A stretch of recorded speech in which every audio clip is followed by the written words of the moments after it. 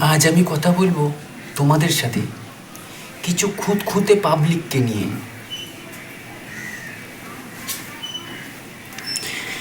যাদের সব কিছুতেই দোষ, তুমি এগুলোও দোষ, আবার তুমি পেছিয়ে এলেও দোষ, সেই সমস্ত পাবলিকদের নিয়ে কিছু কথা।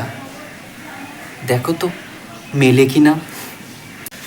বেশি কথা বলবে তো বলবে ছেলেটা খুব বাচাল, আর কম কথা বলবে বলবে ছেলেটা খুব বোকা।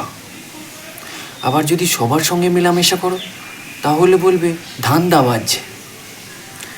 আবার যদি নিজের মতো চুপচাপ থাকো তাহলে বলবে বড্ড শেয়ানা। যদি তুমি মাথা উঁচু করে চলো তাহলে বলবে বাবা খুব অহংকারী। আবার যদি মাথা নিচু করে চলো তাহলে বলবে ব্যাটা গভীর জলের মাছ। তুমি ঘরের মধ্যে বন্দি থাকো তাহলে বলবে ও তো ঘরকুনো। আবার যদি বাইরে বসে গল্প করো তাহলে বলবে ও তো বড্ড আড্ডাবাজ। যদি প্রেম করো তাহলে বলবে ইচড়ে পাকা। আবার যদি তুমি প্রেমহীন থাকো তাহলে বলবে